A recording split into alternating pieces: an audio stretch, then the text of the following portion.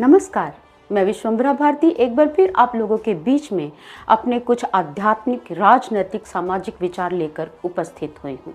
आज मैं आपको आपके ही देश, अपने ही भारत देश के उस विराट व्यक्तित्व से परिचित करवाना चाहती हूँ जिसमें आज भी समूचे विश्व के लिए दिव्य भावना है, जिसमें आज भी सारे विश्व के लिए कल्याण की भावना श्वास से भर रही है। ऐसा भारत देश जो आज भी विश्व शांति के लक्ष्य का भेदन करने में सक्षम है, और इसके लिए आपको भारत के नाम से परिचित होना होगा। आखिर क्यों इस महान धरती को भारत नाम से संबोधित किया गया? भारत का अर्थ क्या है?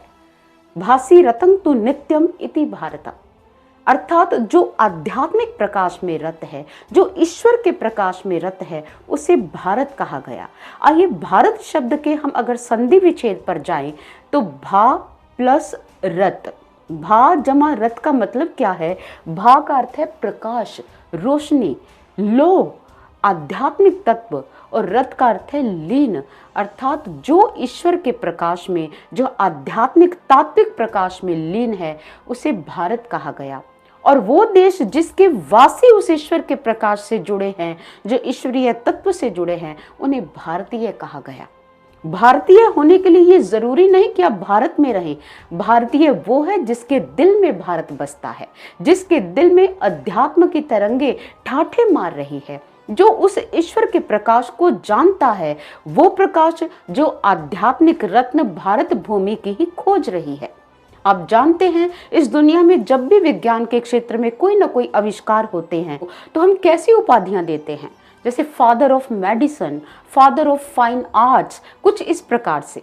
ऐसे ही भारत में जब अध्यात्म रूपी रत्न की खोज हुई, इस हिंदुस्तान में जब रत्न की खोज हुई, तो उस रत्न को पूरी दुनिया में बांटने के लिए यहाँ के आध्यात्मिक गुरु लालायित रहे। भारत के अध्यात्मवेत्ताओं ने उस रत्न को दुनिया से छिपाया नहीं, उस पर उन्होंने अपनी स्टैंप नहीं लगाई, अपितु उस रत्न को बांटने के लिए भारत के तत्वज्ञानी विदेशों की धरती तक भी चले गए ताकि उस तत्व ज्ञान का लाभ ले पाए। यह है भारत देश की महानता, जिसके वासी खुद उस ईश्वरीय प्रकाश में रत हो और वह दूसरों को भी बांटने के लिए लालायित रहे। यही तो भारतीय की पहचान है। आप कहेंगे कि भारत नाम पहले इस धरती का नहीं था। हालांकि हमारे पुराणों में भारत शब्द का अनेकों स्थानों पर वर्णन आया है। धान्यस्ते तु भारत भूमि भागे, कि मैं भाग्यशाली हूँ कि भारत भूमि पर पैदा हुआ हूँ, मेरी जन्मस्थली भारत रही है। लोग कहते हैं कि इस देश का नाम भारत नहीं था, तो आज अगर उस भारत को इंडिया भी कह रहे हैं तो इसमें आपको आपत्ति क्या है? भारत देश की अगर संस्कृति पर आप दृष्टिपात करें तो भारत की हर एक चीज, हर एक वस्तु, हर एक संस्कृति से जुड़ी हुई परंपरा वो हमेशा अर्थपूर्ण रही है। हम बात करें अगर तत्व ज्ञान की, वो तो व्यक्ति को सुधि आने के बाद अर्थात बड़े होने पर समझ आता है, लेकिन जब बच्चा पैदा होता है तो हम उसका नामकरण करते हैं। जो नामकरण पद्धति है हमारे यहाँ, तो वो भी अर्थपूर्ण रही है। जैसे बच्चों का नाम रखते हैं कृष्ण, इसका अर्थ क्या है? यह कर्षति इति कृष्णः, जो सबको आकर्षित करता है उसे कृष्ण कहते हैं। हम कहते हैं वासुदेव, वसनात् सर्वभूतानां सः वासुदेवः, जो सभी व्यक्तियों में, सभी भूतों में, सब प्राणियों में वास करता है, उन्हें श्री वासुदेव कहा गया। हम श्री कृष्ण का नाम लेते हैं गोविंद, हरे गोविंद, हरे मुरारी कहते। गोविंद का अर्थ क्या है? गोभीहि वेद वाक्यैः विद्यते लभ्यते इति गोविंदः, जिसको वेद वाणी के द्वारा जाना जाता है उसको गोविंद कहा गया, क्योंकि श्री कृष्ण गीता में कहते हैं मैं वेदों के द्वारा जानने योग्य हूं। भगवान के जितने भी नाम रखे गए वो भी अर्थपूर्ण है। जैसे हम किसी का नाम रखते हैं नंद, नंदयति सर्वजनान स नंदः, जो सबको आनंदित करता है उसे नंद कहा गया। मनु का अर्थ क्या है? यह मन्यते स मनु, जो मननशील है उसे मनु कहा गया। आप स्वयं देखिए भारत की नामकरण पद्धति कितनी अर्थपूर्ण है, कितनी गौरवान्वित करने वाली है। हम शायद भारत की संस्कृति को समझ नहीं पाए, इसलिए हम भारत शब्द की महानता को भी समझ नहीं पाए, और हम भारत को इंडिया कहने में हम हिचकिचा नहीं रहे।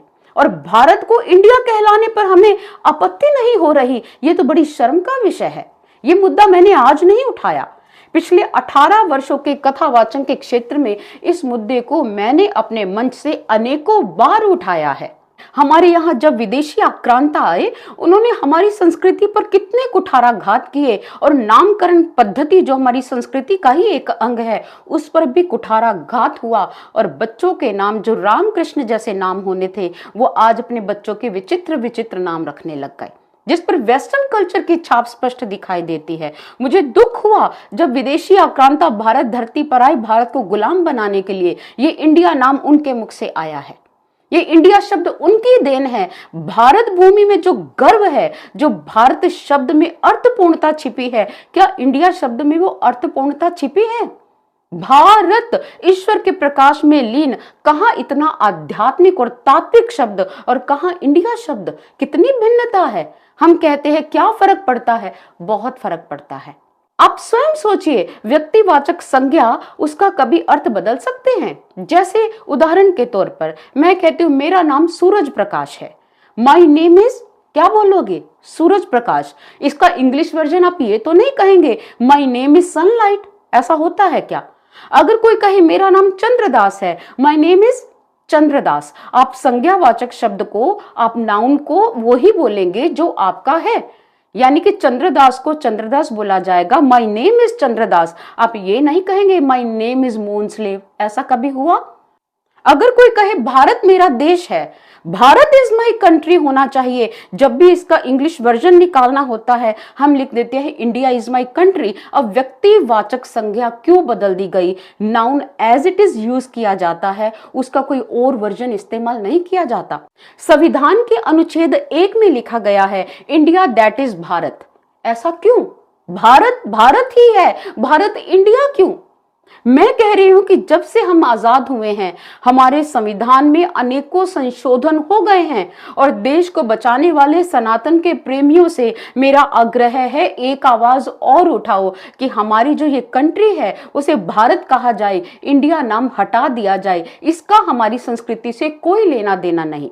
ये आवाज कोई आज नहीं उठी, समय समय पर जब ऐसी हवा चलती है तब तब क्रांतियां जन्म लेती हैं। और यही समझ लीजिए आज जो राजनीतिक परिवेश ने इस क्रांति को जन्म दिया है, इसे ठंडा मत होने दो, इस चिंगारी को हवा दो और संविधान के इस अनुच्छेद में जो परिवर्तन लाने की आवश्यकता है, भारत के इस संविधान में वो परिवर्तन लाना चाहिए और भारत को भारत कहना चाहिए, भारत को इंडिया नहीं कहना चाहिए। और प्राचीन सार गर्भित इस नाम संस्कृति की ओर लौट जाने के पीछे ये मत कहिएगा ये रूढ़िवादिता है, नहीं, अपितु इसके पीछे अनेकों वैज्ञानिक कारण छिपे हुए हैं। जब हम किसी बच्चे के सार गर्भित नाम का उच्चारण करते हैं तो वो उच्चारण बच्चे के व्यक्तित्व पर विशेष प्रभाव डालता है। अगर ऐसी बात नहीं है तो आज हम अपने बच्चों के नाम रावण जैसा क्यों नहीं रखते? आज हम अपने बच्चों का नाम दुर्योधन क्यों नहीं रखते, शूर्पणखा क्यों नहीं रखते? क्योंकि हम जानते हैं ये नाम दुर्योधन कब पड़ा, वो बुरा योद्धा जो कूटनीतियों में अपने सारी संस्कार, अपनी मर्यादा, संस्कृति की तिलांजलि दे बैठा। ऐसा योद्धा भारत को नहीं चाहिए और कोई भी अपने बच्चे को दुर्योधन कहकर नहीं पुकारना चाहेगा। हम कहते हैं शूर्पणखा, कोई भी अपनी बेटी का नाम शूर्पणखा क्यों रखेगा? क्योंकि शूर्पणखा का आचरण अच्छा नहीं था। नाम का बच्चे के व्यक्तित्व पर प्रभाव पड़ता है। हमारे ऋषि मनीषियों की ये जो छोटी छोटी कुटिया होती थी, ये इनके अनुसंधान केंद्र हुआ करते थे, जिसमें जंगलों में वो बैठकर, अपनी कुटिया में बैठकर वो तरह तरह के अनुसंधान किया करते थे और उन्हीं अनुसंधानों के प्रतिफलन स्वरूप हमारी संस्कृति अनेकों रूपों में सामने आई है। उसके अनेक अंग हुए हैं, उसमें एक अंग है नामकरण। ये वैज्ञानिकता से ओतप्रोत है, इसीलिए मैं कह रही हूं कि इसे अंधविश्वास ना माना जाए। ये वैज्ञानिकता से भरा हुआ भारत नाम आध्यात्मिक भी है, तात्विक भी है और अर्थपूर्ण भी है। इसलिए ये संशोधन हम सभी भारतवासियों की ओर से एक आवाज के रूप में होना चाहिए कि आप हमारे भारत को भारत रहने दो, इसका इंडिया रूप हमें नहीं चाहिए। भारत जो है वो अपने आप में शोभायमान है। अगर आप चाहते हैं कि हम अपनी गौरवपूर्ण संस्कृति को बचाएं, भारत के तत्व ज्ञान तक हमारे बच्चों की भी पहुंच हो, युवाओं की भी पहुंच हो। जब एक बच्चा भारत का अर्थ पूछेगा तो वो पूछेगा मैं किस प्रकाश में रत हो जाऊं। तो ये एक अवसर है कि हम अपने बच्चों को उस तत्व ज्ञान, उस ईश्वर के प्रकाश से परिचित करवाएं, उसका लाभ उनको दें। आप प्लीज आवाज उठाएं हमारे साथ। और अगर आप खुद आवाज नहीं उठा सकते, इस वीडियो को जन जन तक वायरल करने में जितने स्पिरिचुअल ग्रुप्स हैं, जितने व्हाट्सएप ग्रुप्स बने हैं, आप सब में वायरल कर दो, इसे सोशल मीडिया पर वायरल कर दो। ये बात जन जन तक पहुंचनी चाहिए कि हम भारत के वासी हैं, हम इंडिया के वासी नहीं हैं। जय भारत, जय भारत, वंदे मातरम।